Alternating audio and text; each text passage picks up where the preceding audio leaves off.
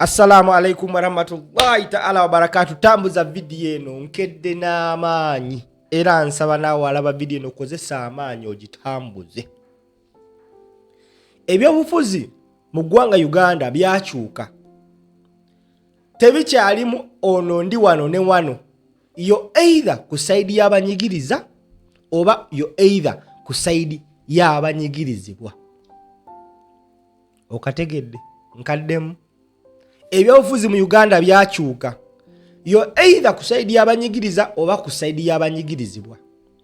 Tebiringanga ebyedda nti wasobola okgenda n'okyala mu nnyumba ya Netanita mo n'osigala ng'oyogera n'abantu banyigiriza.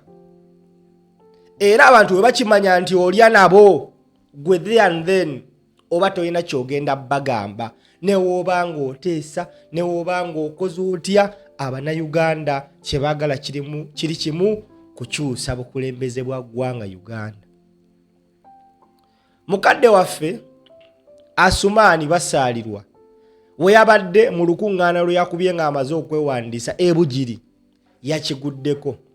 Era nkiwe essaawa zino Asuman Basalirwa mu bantu bakyayo obulamu bwe bwonna bonna newankubadde nga takyogera. Asuman Basalirwa ateekwa okuba nga essaawa zino yekkokkola his encounter with Mathias Mpuuga. Asuman Basalirwa ateekwa okuba nga yekkokkola his encounter with Anita Among kuba be bamu ku bantu abasinze omuzaalira akabasa Bujiri. We yabadde mu lukuŋŋaana yawadde abantu omukisa okubaako ebibuuzo bye bamubuuza gwe ssebo oba nnyabo andaba. A one brave young man came out because otubeera ku zino campaign abantu abasinga baagala jasi kusuusuuta kubibiita bantu olw'okuba nga babawaddeyo kasente. This brave young man stood on stage n'akwata microphone n'agamba Asuman Basalirwa ensonga ze lwaki tasobola kuddamu muwa kalulu. Naye obwedda buli lwayogera ensonga ng'abantu b'Ebujiri bakuba emizira n'enduulu. Kyokka bano abantu bazze mbu kubeerawo in support of Asuman Basalirwa. Naye obwedda omwana buli lwayogera lwaki tasobola kuddamu kuwa Basalirwa kalulu ng'abantu bakuba enduulu. Kye nabagambye yo either ku side y'abanyigirizibwa oba ku side y'abanyigiriza. Asuman Basalirwa walina kukola nga Abudu Katuntu bwe yakola. Yali alya mu lulime ne mu luzise ensi olwakimanya n'agamba kansale nzire mu banyambi. Kati Asuman Basalirwa akaliro akawulira. Njagala owulirize ebigambo omwana ono bye yagambye Basalirwa. Era gwe alaba vidiyo eno njagala onnyambe onsharingire vidiyo eno etuuke ku buli munnayuganda awangaalira Bujiri. Tutambuze.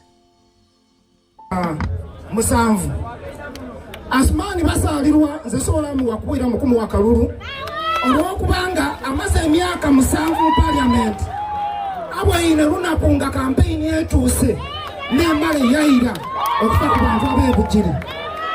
Ensonga ey'okubiri Asuman Basalirwa ono akolagana n'abantu abafuukiire Uganda ebizibu. Sipiika wa parliament Anita Among baliira esente d'omuli ow'omusolo okudimala mu Uganda yona yona. Asuman Basalirwa baabisa iteeka erya iPod obutawa atabaire mu iPod obutamuwa sente kyafuna Bobi Wine bamusondera busondera esente nga bamubize mu sente da iPod bagadimuwa. Naye Asuman Basalirwa nkobereku iteeka kiri yadema mu parliament engaito omuntu okwambala engaito ba beret bakugema bakutwale omuntu wa wansi bamutwale mu kundi ey'amagye. Naye Asuman Basalirwa nkobere iteeka kiri yadema ngeri iteeka lyabita eiteeka eryokubiri ery'okuwa bakomishona sente daaliiko balyona lyabita ng'ezira kyademye. Asuman Basalirwa Bobi Wine Asuman Basalirwa okekyo yali alijamu lyakalulu aye Bobi Wine we yayida wano twamukubira campaign saano tubagamagana Asuman Basalirwa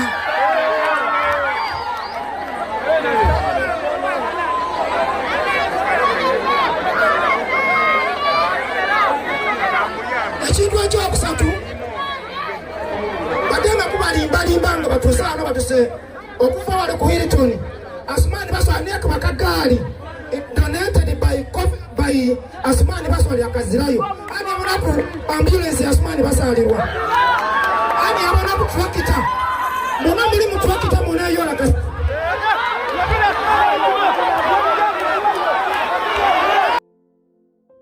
all right omuvubuka abadde awo ensonga ze musanvu lwaki tasobola kuddamu kuwa Asuman Basalirwa kalulu amwadde ensonga Asuman Basalirwa alinze kuddamu kuba campaign okudda mu constituency nga Asuman Basalirwa ali awo atudde. First and foremost njagala crediting Asuman Basalirwa olw'obuvumu bwakozesezza okustandinga that man nga amubuulira ensonga. Agumye n'agamba kambeerewo naye waliwo abamu abagambe tetujja kusobola ne bajja ne bagezaako musikako akazindaalo. Ekyo kyongedde okulabisa Asuman Basalirwa newankubadde alwanye okumuddiza akazindaalo. I'm so happy ku bantu b'e Busoga era mu butuufu nzikiriza kati abantu b'e Busoga bagezi okusinga abantu b'e Buganda. Akitegedde ekikubire engalo.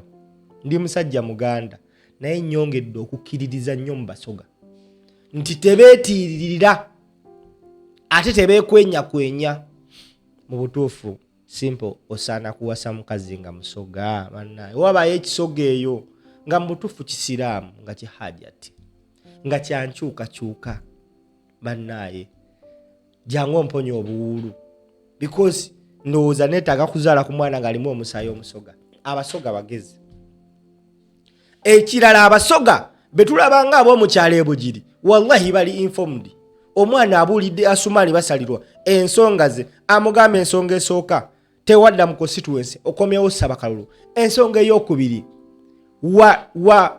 wali mabega w'etteeka w'okulwanyisa okujja bampuuga ate nga kituufu. Ekirala n'amuleetera etteeka amateeka gonna agabadde mu parliament nga kiraga bano abantu badde bagafollowinga n'atuuka ku donations. Of course kituufu omubaka wa parliament tali entitled ku donatinga ambulance naye ate mu mbeera gye tulimu nga gavumenti esobola kubanga ewa abantu ambulance ababaka baasaba ne bagamba ffe tujja kukwata kaffe newankubadde nga tekiri mu mateeka bagamba ffe tujja kukwata kaffe tuwe ku bantu baffe.